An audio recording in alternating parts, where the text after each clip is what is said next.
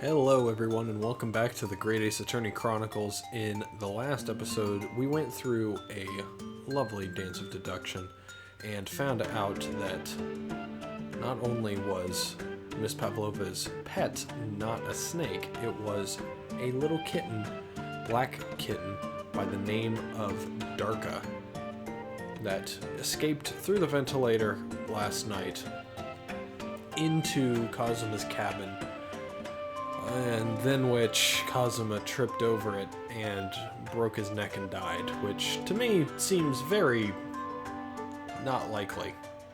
I don't think he would die from that, but who knows. What on earth is such a dangerous creature doing on board this ship? Right now, we're trying to figure out what the deal with the snake is, where it came from, and who it belongs to. And I think we're kind of figuring that one out right now. Oh, I didn't say? Snake is my friend. His name is Piroshko. Huh? What? What? That snake belongs to you? He escaped from cage when emergency alarm sounded. I was looking for him. I did not expect to find him in here. Yeah, how did that snake get into this cabin? But animals are not permitted on board. Ha! We are at sea for 1 year. You want to be so long without close friend? Without someone who understands? Couldn't you find someone a little more human who understands you better? But my dear burly fellow, a gargantuan venomous snake? Surely you can appreciate the danger you're putting everyone in. No venom. Huh? Piroshko does not have venom. He is harmless, very long, but very gentle. He is adorable like Granny. It's venomless? Yes. Now he is hungry, so he is in bad mood. But once I feed him, you will see big smile. And you feed him what? Milk, I suppose? Ha! Like they say milk chickens? Like they say they milk chickens? Ridiculous. Snakes that drink milk are only in stupid stories. Piroshko eats mouses. Big fat round mouses. Ah. Oh, so is that what the mousetrap in the passageway out there is for? Of course. How else can I catch my friend's favorite food? Nothing says top of the food chain like the look in their eyes right now. It refuses to drink milk, it can't hear a whistle, it can't climb up a bell cord, and it's not even venomous? How the deuce did something so inept land a starring role? It's not my fault. I did not make up stories. My Piroshko has nothing to do with this incident. So that's what happened. That's the truth behind my best friend's tragic death.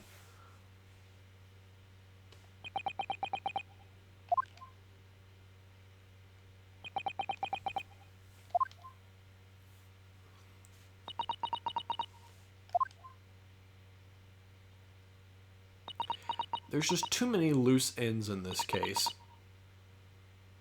that don't match up for me. Miss Pavlova, I understand the difficult situation you found yourself in, and I do sympathize. But please remember this. A young man lost his life. If you're going to attempt to cover up your guilt with lies, then no matter what the circumstances, I cannot forgive you. But what are you talking about, Miss Mikotoba? What lies? Miss Pavlova just confessed everything. It was just a series of unfortunate events. An accident.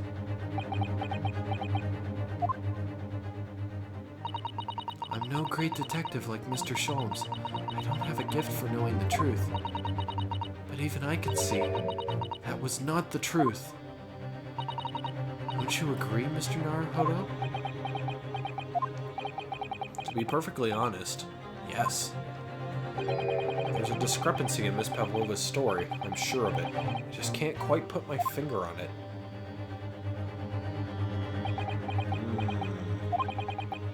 confess, I was intending to let Scotland Yard deal with any outstanding issues on this matter. Oh. I am only present here for a very specific reason. The truth is, you, Mr. Naruhodo, are simply a distraction. A distraction? I do hope you've not been finding your shackles too uncomfortable. Ah, not again. When did he do that? Especially as they're on your wrists as a result of my intervention. I was rather hoping I could resolve matters before we made our next port call. You were, Mr. Scholes? Yes, but I overlooked one important detail. The deceased young man was a very close companion of yours, was he not? Yes. Cosmo was my closest friend. I owed him my freedom, even.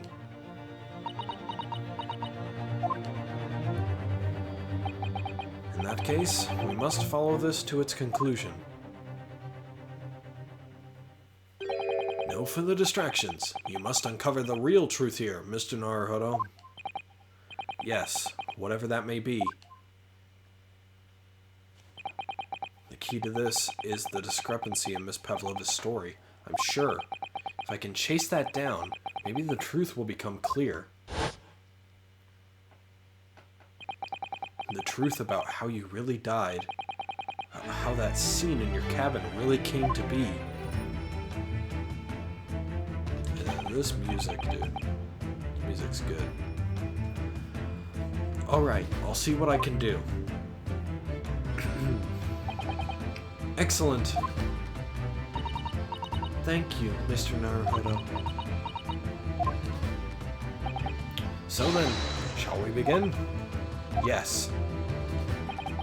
What we should ponder first is the victim who lost his life in a cabin that was bolted shut from the inside. Was this truly an unfortunate accident? Or was it in fact no accident at all? This is what we must establish in the first instance. But we've already established it, haven't we? The man tripped over the kitten that had climbed into his cabin via the ventilator. Tragic, yes, but still an accident. Hold it! Wait, let's just take a step back. Doesn't make sense if that's really what happened, does it? I'm going to have to ask you to spell it out for me, I'm afraid.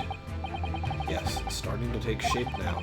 There's a clear contradiction between the facts and Miss Pavlova's story here. The evidence is right there in Cosmo's cabin. It's undeniable.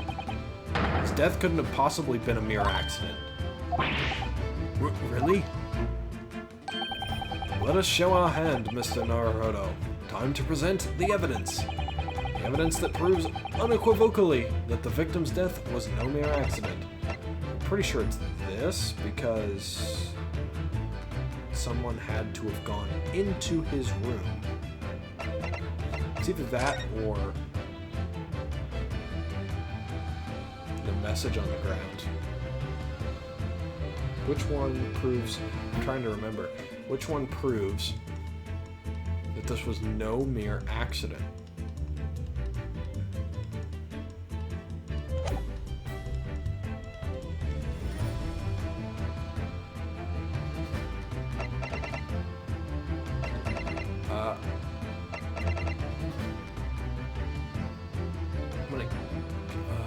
Man. Yes! Alright, I was right. This piece of broken glass next to the mark on the floor.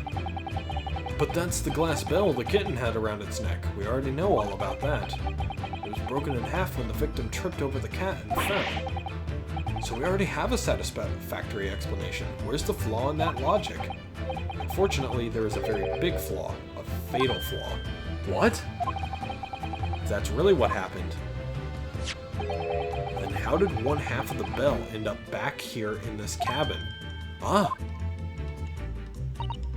Yes, remember that we found the other half of the glass bell in that waste paper basket.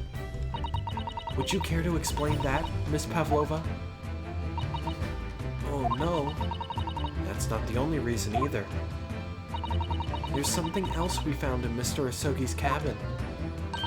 A remnant of something that couldn't possibly have been there if what Miss Pavlova told us was true. What? So, Susato-san has noticed it too then.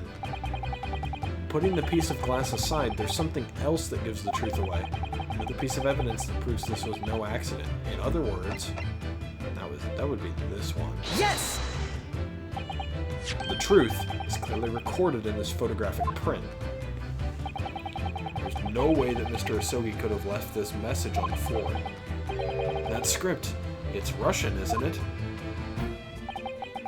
Indeed it is. The word written means wardrobe. I see what you mean. Most people would leave a dying message in their native language. Japanese in this case. But maybe he was studying Russian. It is a simple language. He could have picked it up very fast. That doesn't seem likely. That's actually not the point. It makes no difference whether he knew Russian or not. Sorry? What do you mean? Exactly what I said before. There is no way that Mr. Asogi could have left this message on the floor. The reason why is clearly explained in here. Damage to the cervical vertebrae resulting in instant death. Instant death? Yes, this is fucking case 1 of Ace Attorney Justice for All. Again. Ah! Which means, after the victim fell to the floor, he couldn't have possibly written anything. Because he was already dead. Both these pieces of evidence clearly point to the same conclusion. That when Mr. Asogi died last night in his cabin, there was someone else in the room.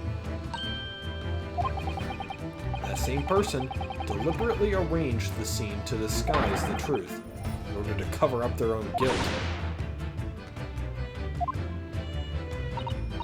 Yes, there was someone else present in Mr. Asogi's...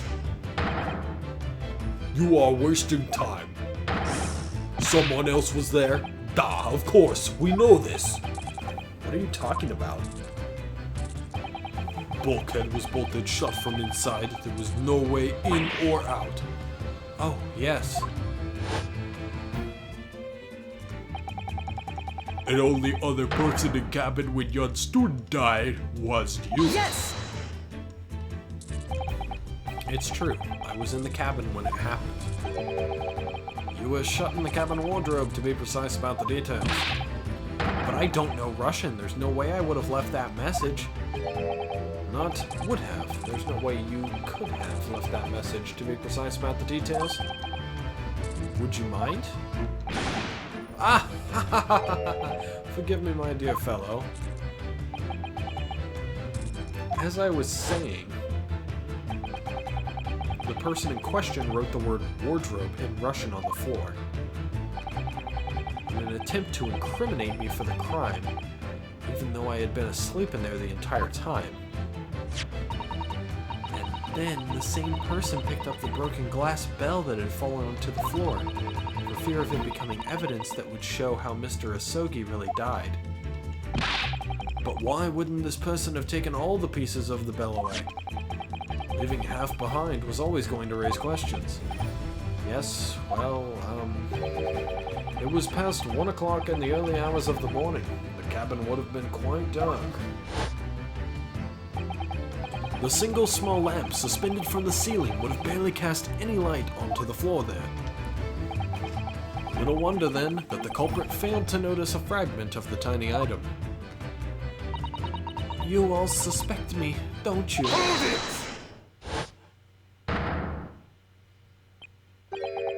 Says Seaman Stroganoff. Nina is woman of sea. She is daughter of strong sailor. 2 years ago, they noticed her dancing skills and she went away to join ballet company. But before, she was dancer on this ship, a member of the ship's band. You do not accuse ship's angel of being criminal. Ah, so that's it. You say that when young student died, Nino was there in his cabin. That is not possible. I give my tooth. Well, this is all most interesting.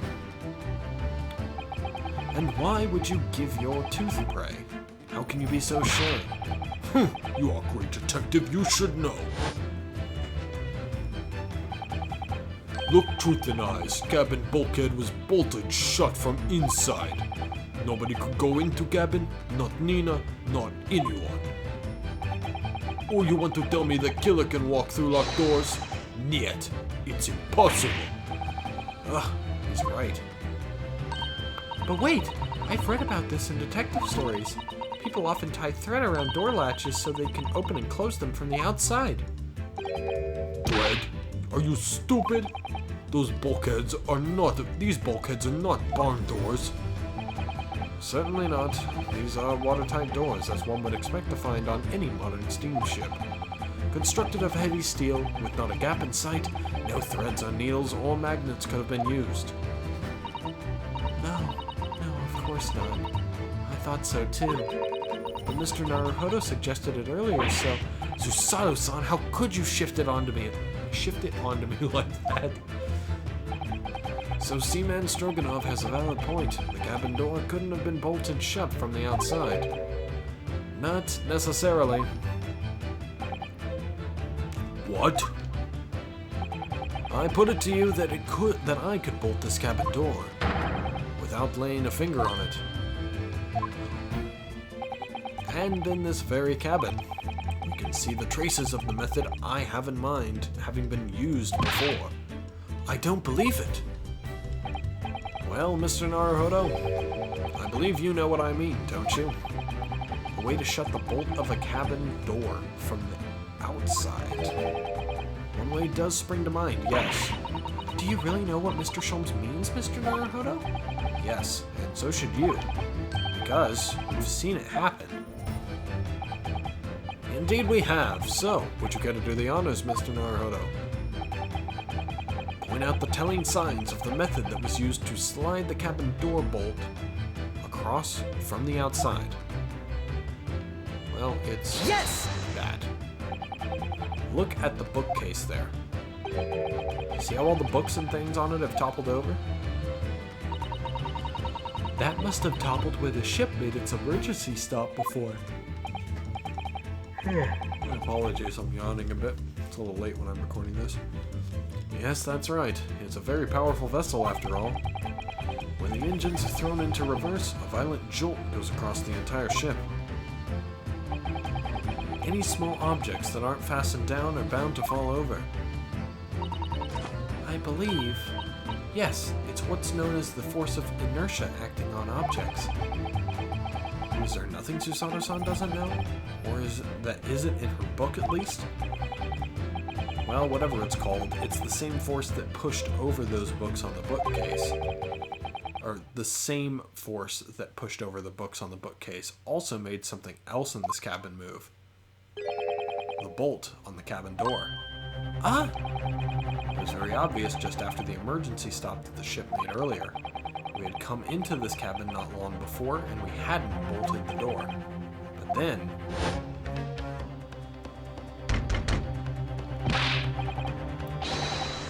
Hello, is anybody there? Shout if you need assistance. Oh, that sounds like... Inspector Hosonaga. Oh, yes! That's it! When the ship stopped suddenly, the bolt flew across and locked the door. Yes, it's made of metal, but it's small and light enough to be moved by the ship's sudden change of speed. Or the force of inertia, if you want to call it that. Are you trying to say that last night, after Mr. Asogi was killed?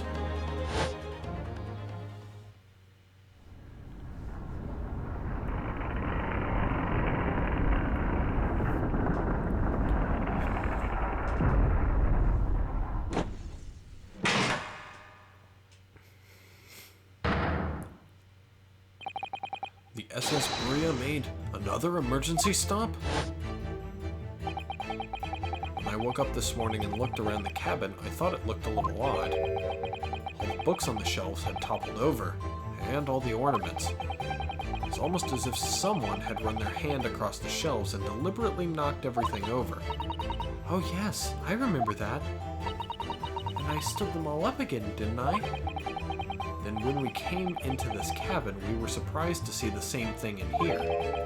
All the books and everything had toppled over, just like in Mr. Asogi's cabin. Oh my! Do you have anything to say about this, Miss Pavlova? Are you out of your mind? You say Buria made emergency stop? It does seem a little far-fetched. How could that possibly have happened? Unless you're saying that the culprit is actually someone from the engine room? Oh, it is simple enough. Huh? Are you forgetting the button in the passageway outside? Used to trigger the emergency alarm? Oh yes, of course. There was a notice, wasn't there? Telling you to only press the button in times of emergency?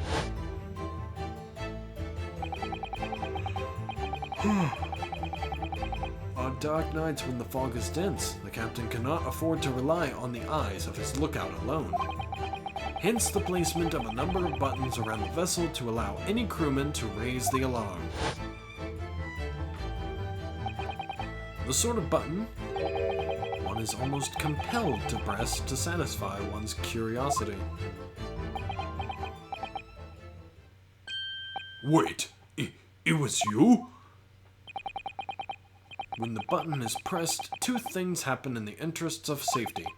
The emergency alarm bell rings, and the vessel comes to a complete stop. As indeed it did a little earlier today.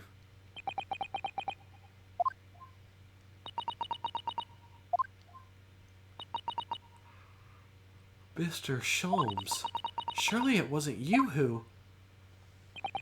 As I always say, a button has but one purpose in life. To be pressed, whatever the occasion. He sounds almost proud of himself. How dare you mess with a ship? I report you to Captain. You are in much trouble now. Now, I'm sure all that can wait until later. Let us not overlook the fact that we have now learnt a valuable lesson. When the vessel makes an emergency stop, the bolts on the cabin doors slide closed.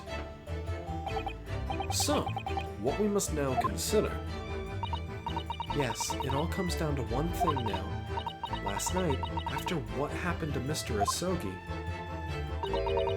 did this ship make an emergency stop, or did it not? You are idiots. Buria is a huge ship with many passengers.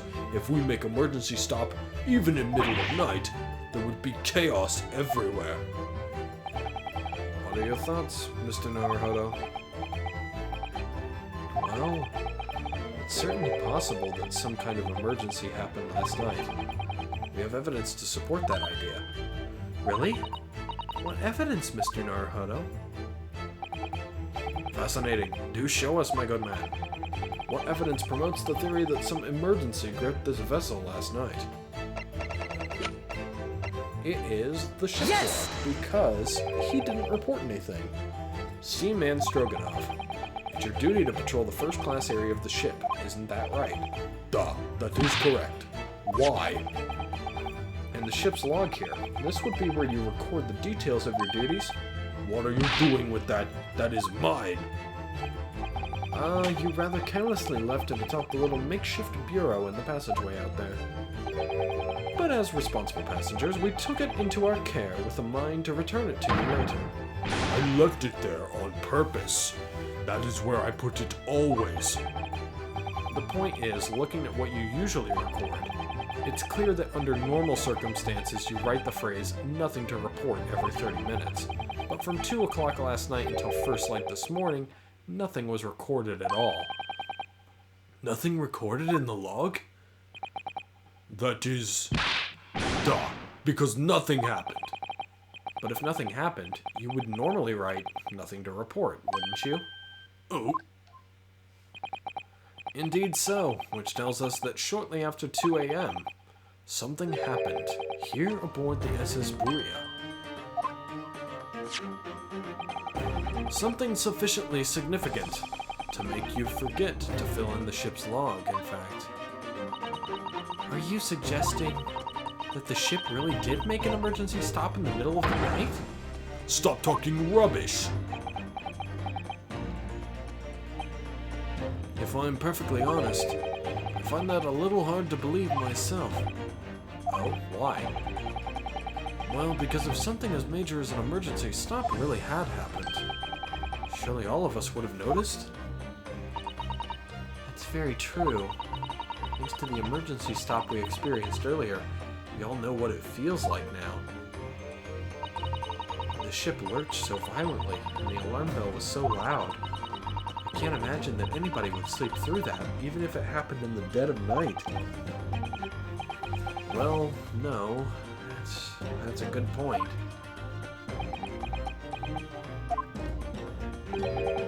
What of the throbbing? Sorry? What do you mean? Your head, man. The throbbing of your head since this morning. We have all suffered with it. Ah! Oh, yes, I have had a headache, you're right. In fact, I haven't been feeling myself since I woke up today. Nor have I.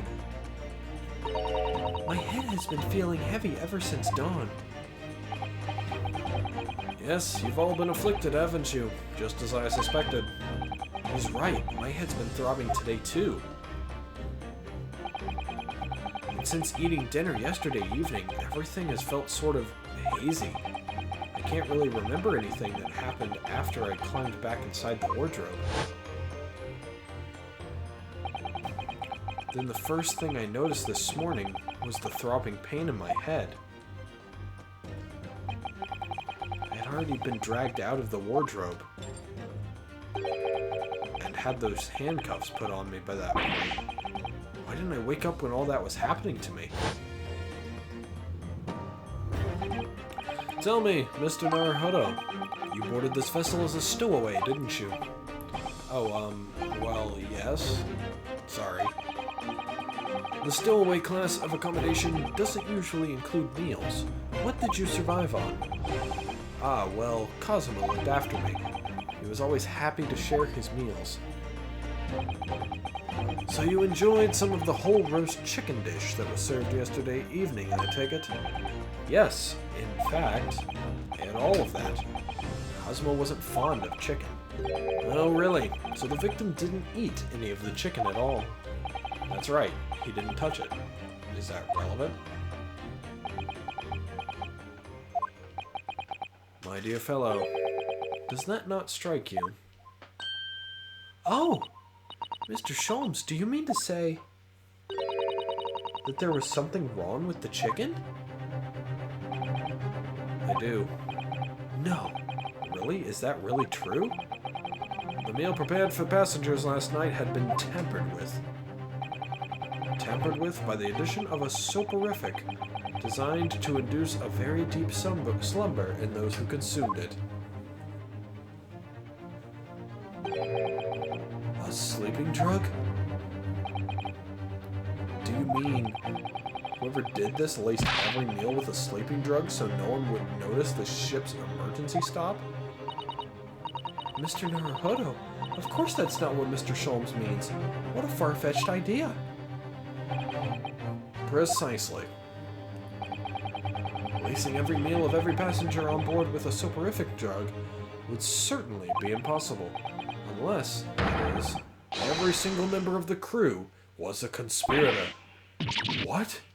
Mr. Sholmes? Well, Seaman? I'm sorry to say that any more deception in this matter will get you nowhere. If you refuse to talk, there would have to be an inquiry made through the shipping company, of course. And were that to happen, every member of the crew, and the captain himself, would be hauled over the coals. For aiding and abetting a renegade.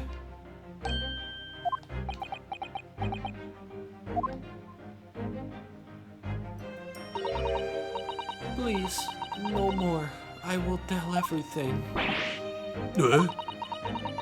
cannot make problems like this for everyone anymore. These crewmen are your former comrades, I believe. Yes, so when I decided to run away, I asked them to help me. We all agreed to help, everyone together. She threw away everything. Her fame in the ballet, Mother Russia. We wanted to help our angel. I don't believe it. You are right. We put sleeping drug in chicken last night. Yes, I remember now. I did notice chewing on a lump of something strange and bitter at one point. Duh! We could not make all drug. How do you say, dissolve? Ugh, talk about heavy seasoning. At midnight, in waters near Shanghai, we brought our angel on board. She was helped by comrade on shore with small fishing boat. Well, all the passengers of the SS Buria slept soundly, thanks to the almost magical effects of the slumber-inducing potion their evening meals had contained. So, if that's what happened, the only people awake on the ship last night were the crew, people who disliked chicken, and the newly boarded passenger, Miss Pavlova. That means it would have been possible for you. We could have used the emergency stop trick to lock Kazuma's cabin door.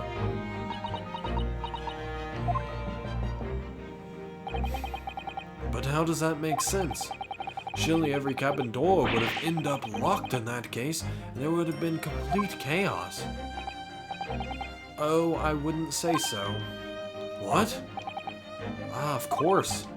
Just like us, all the other passengers would have eaten their evening meal of chicken in their cabins, after which they would have been overwhelmed by tiredness because of the sleeping drug. Quite, and accordingly, all passengers were already in their cabins for the night. Yes! The overwhelming majority of passengers would habitually sleep with their cabin doors bolted anyway. So not one of them would have found it remarkable to find their door locked in the morning. In summary, in order to fasten the bolt of a single cabin door on the ship, the culprit brought the entire vessel to an emergency stop in the early hours of the morning.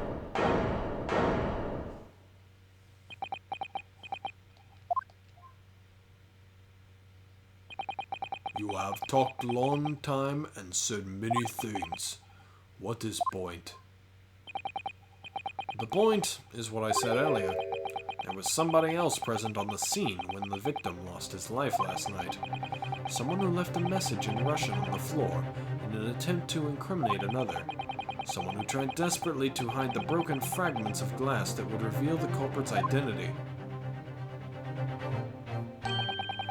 And someone who abused the ship's emergency stop procedure in order to lock the door. All told, a busy night. But... I don't know about any of this. I am just a little girl. You like to speak with your long English words and explain your clever ideas. But I am sailor, and sailors don't listen to long, boring stories. We don't believe.